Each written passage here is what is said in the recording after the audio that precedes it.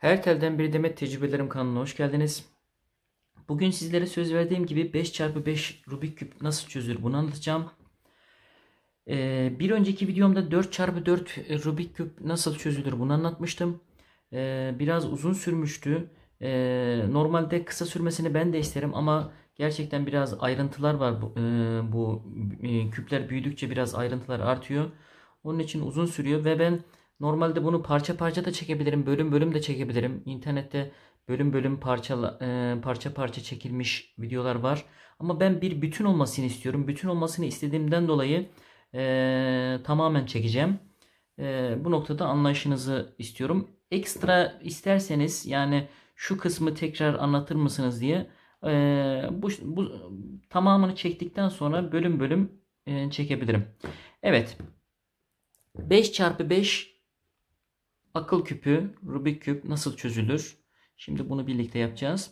Öncelikle 5x5 tek sayılı bir küp olduğu için bakın orta noktası sabittir. Ne kadar bozarsanız bozun.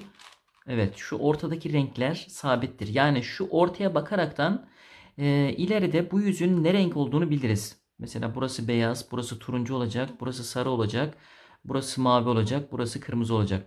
Yani 4x4'te ortaları bilmediğimiz için kendimiz yapıyorduk. Bunda ortalar bilindiği için kendimiz yapmıyoruz. Ortalardaki renge göre bu yüzeyi tamamlamış oluyoruz. Şimdi bir önceki videomda da bahsetmiştim. 3x3 küpten sonraki bütün küplerdeki mantık şudur. 3x3'e benzet. 3x3'e benzedikten sonra 3x3'ün formülleriyle çöz. 3x3'ü benzetmek için ne yapacağız? Öncelikle orta noktaları yapacağız. Bakın şu 9 kare 3, 6, 9 kare orta noktası oluyor bunun. Ortayı yapacağım. Sonra şu üçlüleri yapacağım. Bakın şu üçlüleri yapacağım. Bütün üçlüleri yapacağım. Ondan sonra aynı bu 3x3 küpe benzeyecek. Yani bakın şu ortası şu 9 kare. Burası şu 3 kare. Şu kenarlar burası. Bu kenar burası. Evet. Şimdi hep birlikte 5x5 küpümüzü bozalım. Hızlıca bozalım. Rastgele bozuyorum.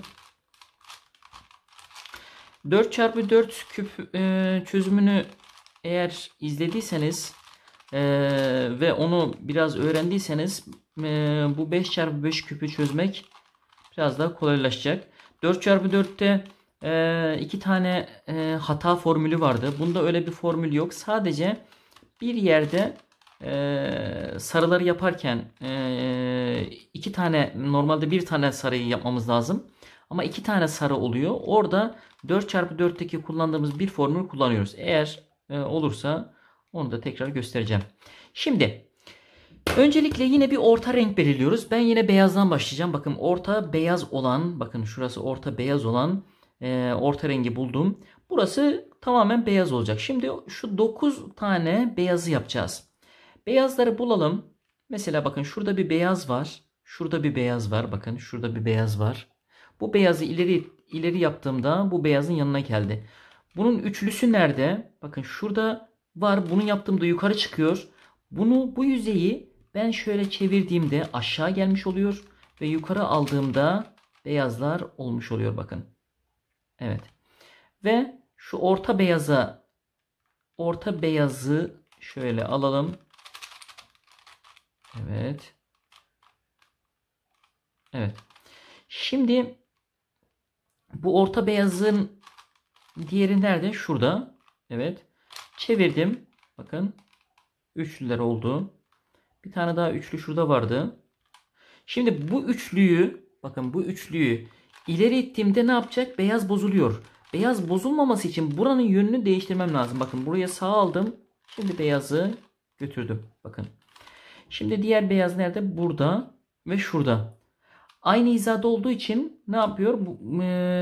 Burada götürdüğümde olmuyor. Ne yapmam lazım? Bu yüzeyi bir kere çevireceğim. Evet, çevirdim.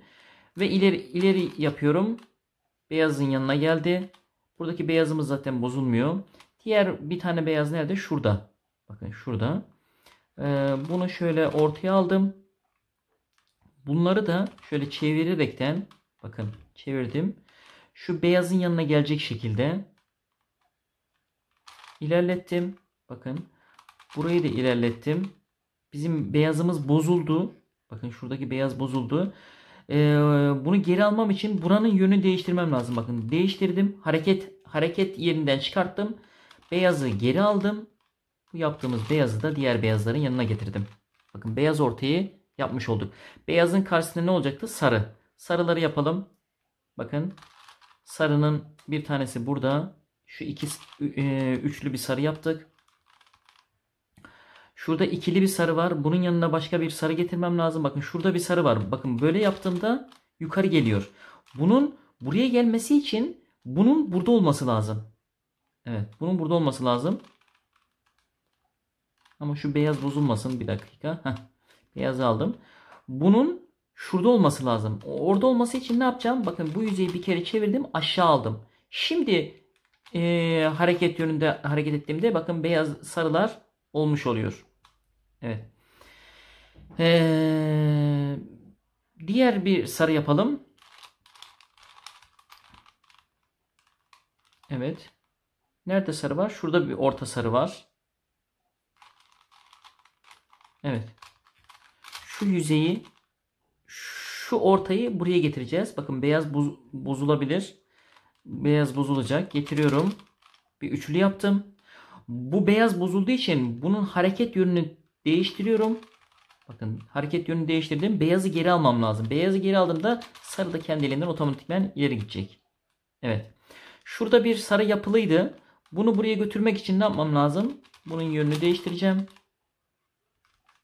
Şimdi beyaz, bakın beyaz, bunu sarıyı ileri ettiğimde beyaz bozulacak. Beyaz bozulmaması için ne yapmam lazım? Bu sarıyı diğer tarafa alacağım. Hareket yönünden karşı tarafa alacağım. Beyazı geri çekeceğim. Evet. Bu hareket yönünün tam karşısına getireceğim sarıyı ve beyazı eski yerine getirdiğimde bakın sarı da ileri gitmiş olacak. Evet. Şuradaki sarıyı buraya yerleştirmek kaldı. Evet. Şu ikiliyi çıkaralım. Bakın. Bunun yönünü değiştirelim. Beyazı geri almam lazım çünkü. Evet. Şimdi şu sarıları şu sarıyla birleştireceğim. Nasıl birleştireceğim? Aynı hareket düzleminde üzerinde olursa olmaz. Bunun yönünü değiştiriyorum bu yüzeyin. Değiştirdim. Bunu da değiştirdim. Şöyle. Evet. Bunu yaptığımda aşağı gidiyor.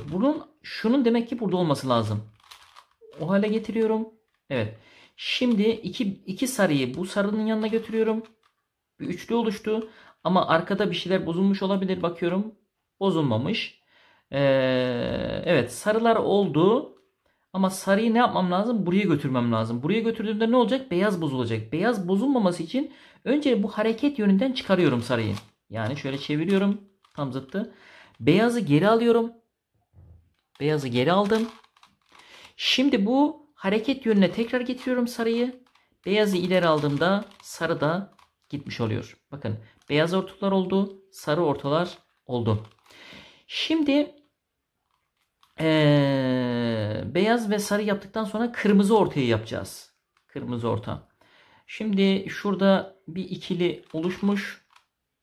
Şuraya yaptığımda evet bir tane üçlü kırmızı olmuş oldu. Bakıyorum. Bunun yönünü değiştirelim. Hareket yönünden çıkaralım. Şu kırmızıyı diğerinin yanına getirmek için şöyle bakın bunun yönünü değiştirdim. Evet. Bakın yönünü değiştirdim. Şurayı bu ikinci sıradakini hareket ettirdiğimde ne yapmış oldu? Kırmızının yanına gelmiş oldu. Sonra tekrar yönünü değiştiriyorum. Geri alıyorum. Geri almayayım. Şöyle dursun. Başka kırmızı nerede var? Şurada bir kırmızı var. Evet. Evet. Şimdi bu kırmızıyı hareket ettirdiğinde buraya geliyor. Ben şu ikiliyi bakın yön değiştiriyorum şöyle. Şu kırmızı hareketinde nereye geliyordu? Buraya geliyordu. Ve burada bir üçlü yapmış olacağım. Evet. Ama burada bir şey bozuluyor mu? Bozulmuyor. Evet. Şu anda getirdim kırmızıyı. Bakın kırmızılar olmuş oldu. Sonra tekrar bunun yönünü değiştiriyorum. Ve diğer üçlünün yanına getiriyorum. Evet. Şuradaki tek kırmızıyı çıkarttım buradan. Diğer kırmızılara bakıyorum. Bakın şurada bir kırmızı var. Hareket yönünü değiştirdim. Evet. Diğer kırmızı neredeymiş? Şuradaymış. Şimdi bu kırmızıyı hareket ettirdiğimde ne yapıyor? Yukarı geliyor. Demek ki bu kırmızının nerede olması lazım? Şurada olması lazım. Onun için bu yönü, bu yüzeyi tekrar aşağı gelecek şekilde çeviriyorum. Bakın aşağı getirdim. Kırmızıyı ileri yaptığımda diğer kırmızının yanına gelmiş oldu. Evet. Kırmızının yanına geldi. Ama bu kırmızı bozuldu. Şu kırmızı bozuldu. Hareket yönünden tekrar çıkartacağım bunu. Ve kırmızıyı eski haline getireceğim. Ve böylece kırmızı da bozulmamış oldu. Şimdi bu kırmızının diğer eşi şurada. Evet. Bunu ileri ittiğimde nereye geliyor? Yukarı geliyor. Bunu geri çekelim tekrar. Yukarı geldiği için ne yapmam lazım benim? Bakın. Evet. Şöyle aşağı gelmesi lazım. Bakın bunu yaptığımda yukarı geliyor. Yukarı gelmesi için bunu şuraya almam lazım. Yönünü çeviriyorum. Alta getirdim. Kırmızıyı ileri ittiğimde üçlü olmuş oldu. Ama bizim kırmızı bozuldu mu? Bozulmadı. Sonra tekrar bunun yönünü değiştiriyorum. Hareket yönünü kırmızının boşluğu olan yere getiriyorum. Ve kırmızıyı ilerlettiğimde kırmızı da olmuş oluyor. Evet. Beyazlar oldu. Kırmızı oldu. Sarı oldu. Normalde 4x4'te beyazı yapıyorduk. Sonra sarıyı yapıyorduk. Kırmızı yapıyorduk. Turuncuyu yapıyorduk. Burada turuncuyu yapmayacağız. Mavi yapacağız. Yani turuncu ile yeşil yan yana kalmasını istiyorum ben. Bakın turuncu ile yeşil yan yana kalmasını istiyorum. Mavinin yapılmış olmasını istiyorum. Şimdi mavi yapalım. Mavi ortaya yapalım. Şurada bir bakın şu maviyi ileri ettiğimde ne olacak? Üçlü olacak. Üçlü yaptım. Ama bu üçlü yaptığım ne oluyor? Kırmızı bozuluyor. Ben bu maviyi hareket düzleminden çıkartıyorum. Hareket düzleminden çıkartmak için bir kere çevirdim. Kırmızıyı eski haline getirmek için geri alıyorum. Kırmızı da bozulmamış oldu. Evet. Bir üç tane üçlü yaptık. Bakın şurada iki mavi var. Bunu şöyle bir alalım. Evet. Kırmızı bozuldu mu? Bozuldu. Hareket düzleminden çıkaralım bunu şöyle. Evet. Kırmızıyı geri aldık. Evet. Şimdi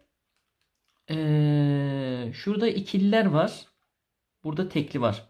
Şimdi buradaki mavinin bir tanesini ileri ittiğimde ne oluyor? Bakın ortaya gelmiş oluyor. Ortaya gelmiş oluyor.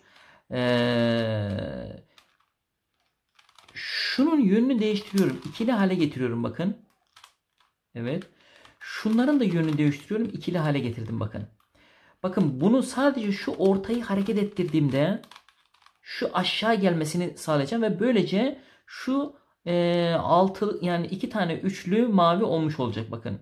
Şu eksiği ilerlettiğimde evet iki tane üçlü mavi oluyor ama kırmızı bozuluyor. Ne yapmam lazım? Bunun hareket yönünü değiştirmem lazım. Değiştirdim. Kırmızıyı tekrar evet geri aldım. Bir tane daha geri aldım. Evet kırmızılar oldu. Mavi. Evet. Kırmızı mavi. Şimdi ben şunu geri çekmek istiyorum. Bunu hareket düzleminden çıkartacağım. Yan tarafa aldım. Hareket düzlemine bakın kırmızıyı bir kere ileri yapıyorum. İleri yaptım. Kırmızı bozuldu. Kırmızıyı geri çekmeden önce maviyi hemen kırmızının hareket düzlemine getiriyorum. Şöyle. Maviyi geri aldığımda ve kırmızı da yerine gidiyor. Mavi de yerine bulmuş oluyor. Evet. Şuradaki maviyi evet buradaki maviyi nereye götüreceğim? Arka tarafa götüreceğim. Kaç hamlede gidiyor bakın bu mavi? 1-2 hamlede gidiyor. O zaman ben ne yapmam lazım? Öncelikle şu maviyi hareket düzleminden çıkarıyorum. Yan tarafa alıyorum. Kırmızıyı 2 tane geri alıyorum. Bakın 1, 2. 2 tane geri aldım. Sonra ne yapıyorum? Maviyi hareket düzlemine getiriyorum. Evet. Şimdi ne yapacağım? Mavi 2 kere ileri gittiğimde kırmızı da buradan hareket edeceği için yerine gelmiş olacak. Bakın. 1, 2, kırmızı da yerine gelmiş oldu. Evet. Beyazımız oldu, sarımız oldu, mavimiz oldu, kırmızımız oldu. Şimdi yeşille turuncu. Yeşille turuncuyu şöyle göstereyim. Yeşil ve turuncu kaldı. Şöyle çeviriyorum. Bakın. Şu turuncuyu şuraya gelmesi için ne yapıyorum? Yönünü değiştirdim. Bakın. İleri ittim. Üçlü oluştu. Bu hareket düzleminden bunu çıkartmak için çeviriyorum. Hareket düzleminden aldım. Bunu geri almam lazım. Kırmızı bozuldu çünkü. Geri aldım. Bakın. Turuncu ve yeşil olmuş oldu. Devam ediyorum. Şöyle çevirdim tekrar. Evet. Yeşili ileri yapıyorum. Evet. Bir ileri bir geri şeklinde. Sonra hareket düzleminden şunu çıkarıyorum. Bakın. Burayı tekrar geri alıyorum. Evet. Tekrar hareket düzleminde şey yapıyorum. Çıkarttım. Turuncuyu ileri alacağım. Turuncuyu ileri aldım. Evet. Biz ne olmasını istiyoruz? Yeşilin geri gelmesini istiyoruz. Hareket düzleminden turuncuları çıkarttım. Yeşili koydum. Ve yeşili geri aldım. Evet. Şimdi şöyle çevirelim.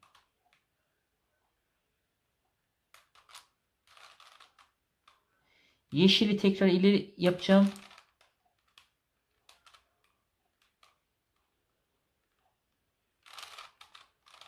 Bir dakika. Turuncuyu deneyelim. Turuncuyu ileri yaptım.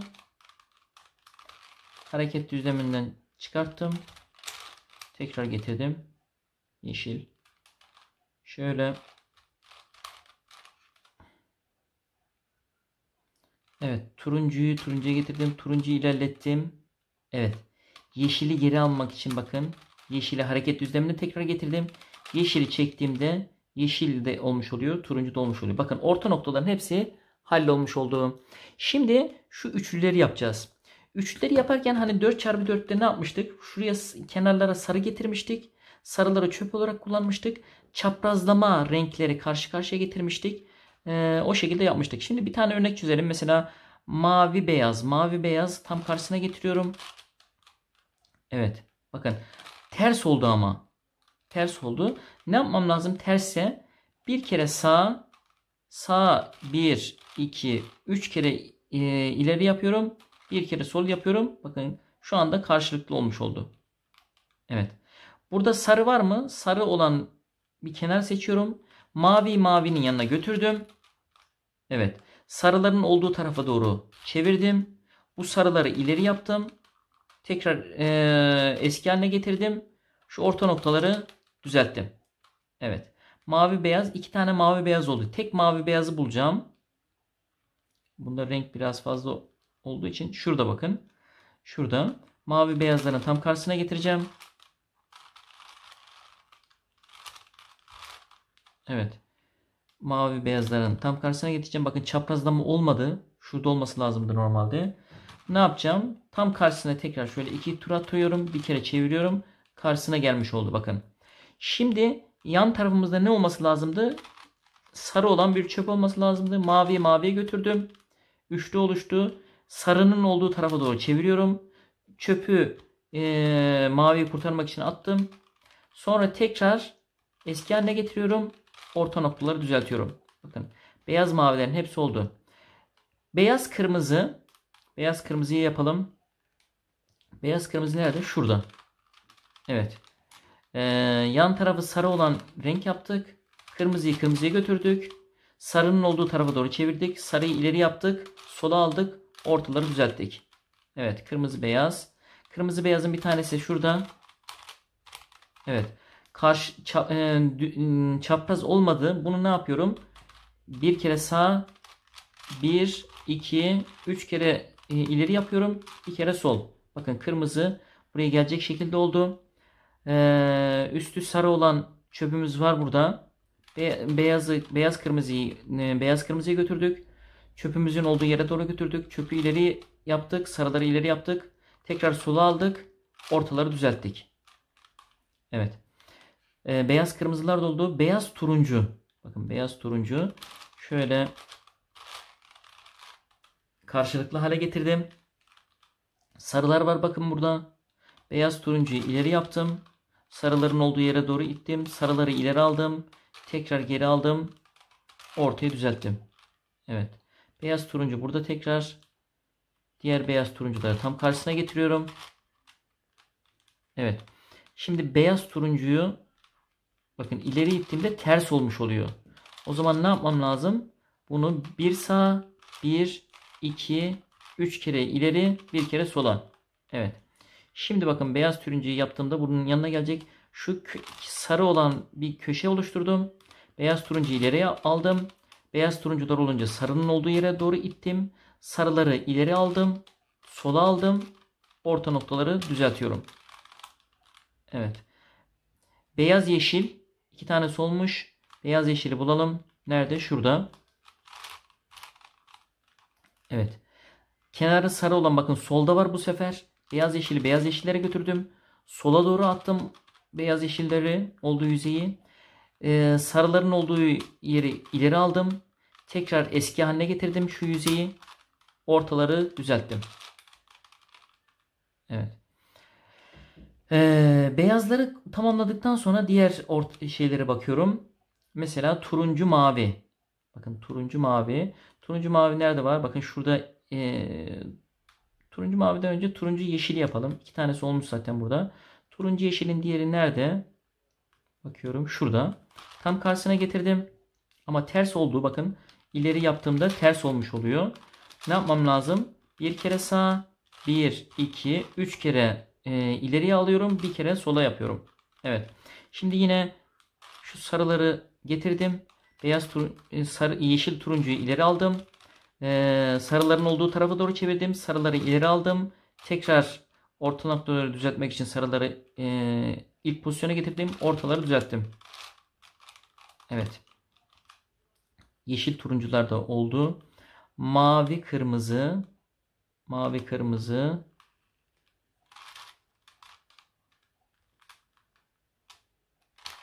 Evet. Mavi kırmızının bir tanesi burada. Sarı var şurada. Mavi kırmızıyı ileri aldım. Sarının olduğu tarafa doğru çevirdim. Sarının olduğu tarafı ileri aldım. Tekrar sağa çevirdim. Orta noktaları düzelttim. Evet. Mavi kırmızı. Mavinin kırmızının bir tanesi burada. 2 tanesi nerede? Bakıyorum. Evet şurada. Tam karşısına getireceğim. Evet. Mavi kırmızıyı sağ tarafta çöpümüz var. Mavi kırmızıya götürdüm. Sağa aldım. Sarıları ileri aldım. Sola aldım. Ortaları düzelttim. Evet. Mavi kırmızı da tamamlanmış oldu. Mavi turuncu. Mavi turuncu. Nerede mavi turuncu? Evet. Mavi turuncunun bir tanesi burada. Bakın. İleri yaptığımda ters olmuş oluyor. Ne yapacağız? O zaman 1 sağ, 1, 2, 3 sola, 3 ileri, 1 sola. Evet. Turuncu mavi ileri ettiğimde burası olacak. Sarıyı getiriyorum buraya. Turuncu mavi ileri yaptım. Şöyle ikili oldu. Bunu sarının olduğu tarafa doğru aldım. Sarıyı ileri alıyorum. Tekrar eski haline getiriyorum. Ortayı düzeltiyorum. Evet. Turuncu mavi. Turuncu mavinin bir tanesi burada. Tekrar şöyle karşısına getiriyorum. Evet. Sol tarafta sarılarımız var. Turuncu mavileri ileri yapıyorum. Sola aldım. Sarıları ileri yaptım. Tekrar eski haline getirdim. Evet. Orta noktaları düzelttim. Yeşil kırmızı kaldı. Yeşil kırmızı.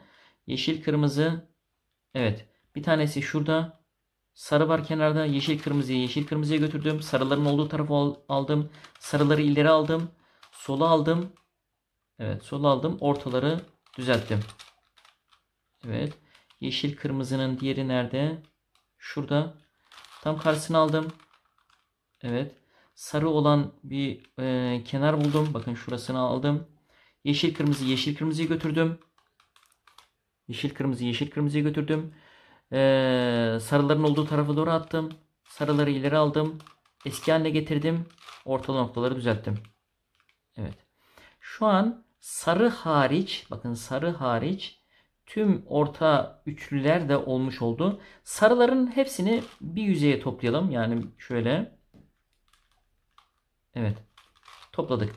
Şimdi sarılardan da şunu yapacağız. Bir ikili bir tekli, bir ikili bir tekli, bir ikili bir tekli yapacağız. Bir tanesini de üçlü yapacağız. Yani sarıların bir tanesini komple tamamlayacağız. Mesela bakın turuncular olmuş. Diğer turuncu nerede? Şurada. Turuncuyu yapalım şöyle birlikte. Bakın. Turuncu. Diğer bozuk sarı nerede? Aşağı almıştık herhalde. Şurada. Evet. Turuncu ileri yap. Aldığımda ters oluyor. Ne yapmam lazım? Şöyle bir sağa, bir, iki, üç, bir sola. Evet. Şimdi yeniden evet. Sarılar burada. Şu diğer sarıyı da tamam. Evet, diğer sarıyı yanına getirdim. Turuncuyu götürdüm. Üçlü oldu. Sola attım. Evet, sola attım. Sarıları çöp yerine kullandım. Eski haline getirdim. Ortaları düzelttim. Evet. Şimdi tekrar sarılara bakıyorum. Evet. Bir tanesi tam oldu. Bir tanesi ikili ve birli. Şunu da bir tane ikili ve birli yapacağız. Hangilerini yapalım? Evet. Kırmızı var. Mavi var. Şu kırmızıyı şu kırmızının yanına götürelim.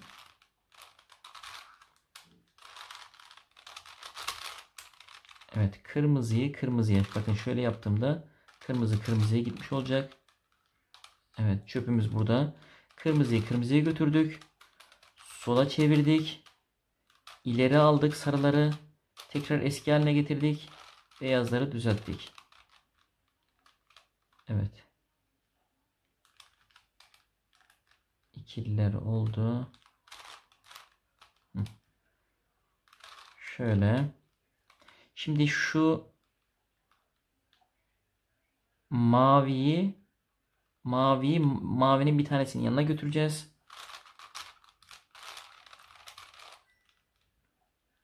Evet. Şimdi sarıları tekrar getiriyorum. Evet. Maviye götürdüm. Maviye götürdüm. Çöpün olduğu yere doğru attım. Şöyle bu tarafa attım. Sarı ileri yaptım. Geri aldım. Evet. Şimdi bakıyoruz.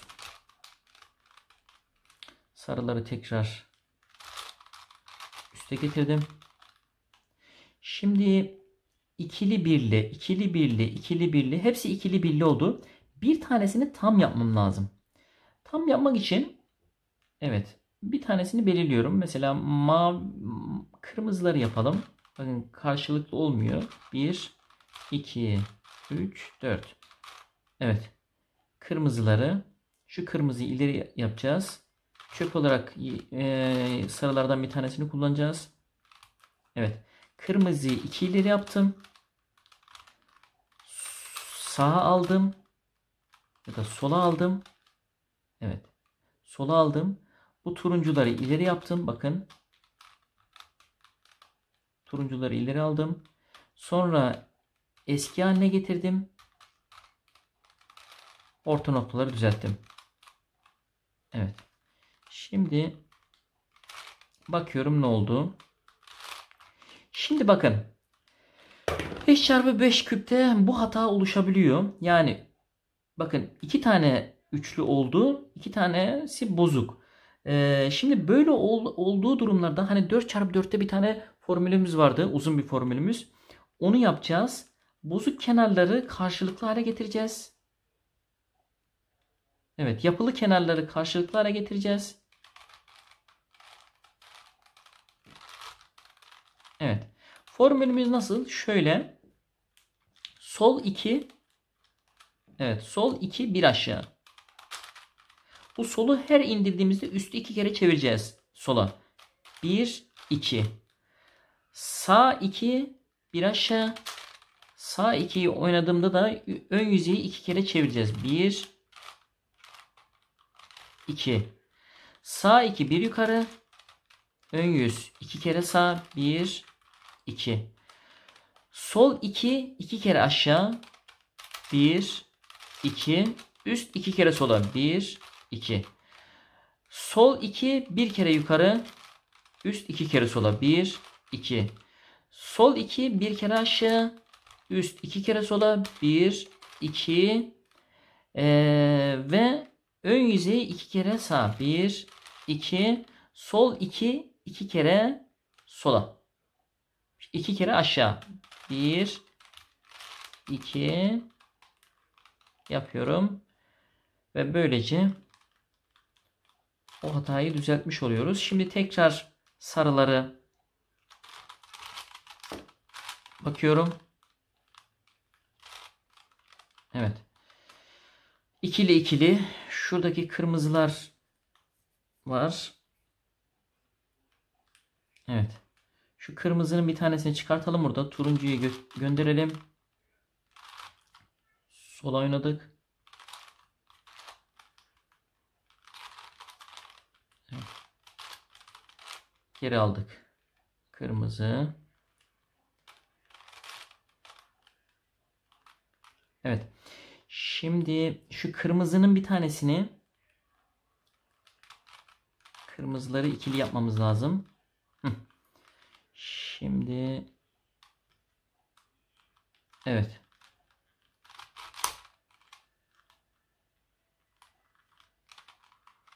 Evet, kırmızıyı kırmızının yanına götürdüm.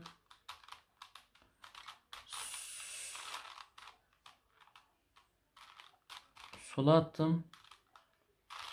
Sarıları ileri aldım. Eski haline getirdim. Orta noktaları birleştirdim. Evet, şu anda bakıyorum.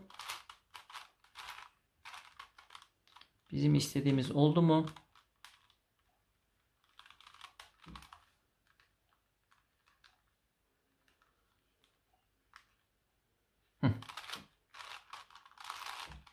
Evet. İkili birli, ikili birli, ikili birli ve bir tanesi tamam. Evet. Bu hale getirdikten sonra yani sarıların bir tanesi tam yapılı, öbürleri de ikili birli, ikili birli. Yani yeşil yeşil, kırmızı, turuncu turuncu, yeşil, kırmızı kırmızı, turuncu. Bu yapılı olanı aşağı alıyorum. Aynı 4x4 yaptığımız gibi yan yana renkleri getiriyorum. Bakın mesela şöyle. Bakın 2 yeşil burada, 1 yeşil burada. Diğer bozuk ikili getirelim şöyle. Tam karşısına getireceğim. Evet, kontrol ediyorum. Bakın. Şu hale getirmiş olacağım. Bu şekilde tutacağız. Bakın gösteriyorum. Yeşil, sarı, kırmızı, sarı. Bakın yeşil sarının bir eşi şu sol tarafta.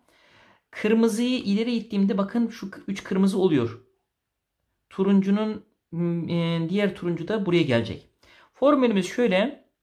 Kırmızıyı kırmızıya götürdüm. Arka yüzleri bir kere sola çevirdim. Sol tarafı bir ileri aldım. Arka yüzeyi bir sağ aldım. Ve sağ ikiliyi geri aldım. Evet. Ve böylece sarılar da olmuş oluyor. Şu anda tamamen bu küp şu 3x3 küpe benzer oldu. Hemen çözelim hızlıca. Burada çok durmayacağım. Önce ne yapıyorduk? Artı yapıyorduk. Artının yapmanın bir formülü yoktu. Şöyle aldım. Artı yapıyorum. Yani bunu diğer 3x3 küp çözümünden bakabilirsiniz. Evet, artı yaptım. Artının uçlarını yapmak için artının devamındaki renkleri renklere götürüyorum. Bakın turuncu oldu, yeşil oldu. Olan bir tanesini arkama aldım. Bir tanesini sağıma aldım. Sol ve üst yüzeyde bir işlem yapıyoruz. Sol bir aşağı, sol en sol bir aşağı. Üst bir sola, sol bir yukarı. Alt, bakın alt 4 kare bir sola. Arka yüzey bir sola. Evet. Artı ve artının uçları olmuş oldu. Köşelere yerleştireceğim. Şu köşeleri, üst köşeleri yerleştireceğim. Köşeye gelen rengini neye göre belirliyorum? Bakın artının devamındaki turuncu, beyaz, yeşil. Buraya turuncu, beyaz, yeşil gelecek. Turuncu, beyaz, yeşil nerede? Hemen altında. Ne yapıyorum? Tutuyorum. Aşağı, sola, yukarı, sağ. Bakın aşağı, en sağ aşağı, alt taraf sola, sağ taraf yukarı, alt taraf sağ. Bakın oturdu. Yeşil, beyaz, kırmızı. Yeşil, beyaz, kırmızı nerede? Tam bakın. Ya bu yukarıda olacak ya aşağıda olacak. Aynen formülü yapıyorum. Aşağı, sola, yukarı, sağ. Aşağı, sola, yukarı, sağ. Evet. Kırmızı, beyaz, mavi. Kırmızı, beyaz, mavi tam altında. Aşağı, sola, yukarı, sağ. Evet. Mavi, beyaz, turuncu. Mavi, beyaz, turuncu nerede? Tam altına getirdim. Evet. Aşağı, sola, yukarı, sağ. Aşağı, sola, yukarı, sağ. Aşağı, sola, yukarı, sağ. Aşağı, sola, yukarı, sağ. Aşağı, sola, yukarı, sağ. Evet. Üst katman tamamlanınca ters çeviriyorum. Üstü sarı olmayan iki renk belirliyorum. Bakın turuncu, mavi. Turuncuyu kendi rengine götürüyorum. Şöyle bir üçlü ya da beşli, üç tane beşli olunca bakın şuradaki renkler hangi tarafa girecek ona bakıyorum. Turuncu, mavi ne tarafa girecek? Sağa girecek. Sağa girecek. Hangi tarafa girecekse onun tam zıttı üstü bir kere çeviriyorum. Yerleştireceğim tarafı bir kere yukarı alıyorum. Yerleştireceğim tarafa doğru üstü alıyorum. Orta renkler olunca beyazı aşağı alıyorum. Tek beyaza bakıyorum. Soldaysa sağa, sağdaysa sola. Solda olduğu için sağa atıyorum. Diğer beyazları yukarı çıkarıyorum. Beyazı yerleştiriyorum. Aşağı alıyorum. Bakın bunları hızlı hızlı anlatıyorum. Çünkü 3x3'te anlatmıştım. 3x3'ü izlerseniz bunu nasıl yaptığımı daha iyi anlayacaksınız. Yeşil, turuncu. Yeşil, turuncu ne tarafa girecek? Sağ tarafa girecek. Sağ tarafa gireceği için üstü bir kere sola attım. Yerleştireceğim tarafı yukarı çıkarttım. Üstü yerleştireceğim tarafa doğru yaptım. Orta noktalar olunca beyazı aşağı aldım. Tek beyaza bakıyorum. Solda ise sağa, sağda ise sola. Solda olduğu için sağa attım. Diğer iki beyazları çıkarttım. Beyazı yerleştirdim. Aşağı aldım. Evet. Kontrol ediyorum. Kırmızıyı kırmızıya götürdüm. Bakın bu sefer kırmızı, mavi ne tarafa gidecek? Sola yerleşecek. Sola yerleşeceği için üstü sağa attım. Solu bir yukarı çıkarttım. Üstü yerleştireceğim tarafa doğru attım. Orta renkler olunca beyazı aşağı aldım. Tek beyaza bakıyorum. Sağdaysa sola, soldaysa. Sağda olduğu için sola attım. Diğer beyazları yukarı çıkarttım. Beyazı yerleştirdim. Aşağı aldım. Evet. Şu an alt katmanlarda oldu. Şimdi altı bozmadan yukarıda bir artı yapacağız. Artıyı nasıl yapıyorduk? Şöyle küpü tutuyordum. Bana bakan küpü. Bana bakan yüzeyi bir kere sağa çeviriyorum. Sağ bir yukarı. Üst bir sola. Sağ bir aşağı. Üst bir sağa. Ve bana bakan yüzü bir sola. Evet. Şöyle bir şey oluştu. Evet. Bunu şu köşeye aldım. Tekrar işlemi yapıyorum.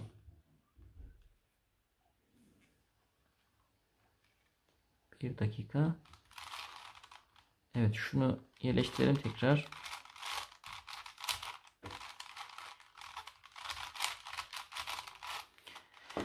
Evet. Şimdi tekrar yapıyorum formülümüzü. Bana bakan yüzü bir sağa, sağ bir yukarı, üst bir sola, sağ bir aşağı, üst bir sağa ve bana bakan yüz bir sola. Bakın şöyle bir çizgi oldu. Çizgi olunca çizgi bana bakacak şekilde bir kere daha yapıyorum formülü. Bana bakan yüz bir sağa, sağ bir yukarı, üst bir sola, sağ bir aşağı, üst bir sağa, bana bakan yüz bir sola. Bakın artı olmuş oldu. Şimdi artının devamındaki renkleri yapacağız. Şöyle renklere götürüyorum. İki renk bakın yeşil ve turuncu oldu. Mavi ve kırmızı olmadı. Olanların bir tanesini arkaya alıyorum. Bir tanesini sağıma alıyorum. Ve şöyle bir işlem yapıyoruz. Sağ bir yukarı, üst bir sola. Sağ bir aşağı, üst bir sola. Sağ ikinci kez yukarı aldığımda üstü iki kere sola yapıyorum. Bir kere daha aşağı alıyorum. Bir kere daha sola çeviriyorum. Evet. Şimdi şu köşeler kaldı. Köşeler oturmuş, yani yerinde olan bir köşe var mı bakıyorum. Hiç yok. Şimdi köşe yerleştirme formülü yapıyorum. Formülümüz şöyle. Sağı çıkarıyorum. Üstü sağa atıyorum. En solu çıkarıyorum. Üstü sola atıyorum. Sağı aşağı alıyorum. Üstü sağa atıyorum. Solu aşağı alıyorum. Üstü sola atıyorum. Şimdi tekrar kontrol ediyorum. Oturan bir köşe var mı? Bakın oturan bir köşe var. Ters ama yerinde.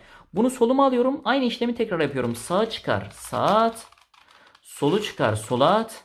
Sağa aşağı al. saat. Solu aşağı al, sola at. Evet. Bakın oturdu, oturdu, oturdu, oturdu. Evet. Şunların yönlerini değiştireceğiz. Yönlerini değiştirmek de şöyle yapılıyor. Tam oturan bir köşeyi sağ arka tarafıma alıyorum. Sağ önde çalışıyorum. Evet. Aşağı sola yukarı sağ formülümüz vardı. Onun aynısını yapacağız. Aşağı, sağ taraf bir aşağı, alt taraf bir sola, sağ taraf bir yukarı, alt taraf bir sağ. Yerleşene kadar bunu devam ediyoruz. Aşağı, sola, yukarı, sağ. Aşağı, sola, yukarı, sağ. Aşağı, sola, yukarı, sağ. Evet. Bozuk kenarı bu çalıştığım yere getiriyorum. Tekrar işlemimize devam ediyoruz. Aşağı, sola, yukarı, sağ. Aşağı, sola, yukarı, sağ yapıyorum ve küpümüzü tamamlamış oluyoruz. Evet, biraz uzun bir video oldu. Anlamadığınız yerler varsa o bölümü tekrar kısa kısa anlatabilirim. İzlediğiniz için teşekkür ederim. Bir sonraki videomda görüşmek üzere.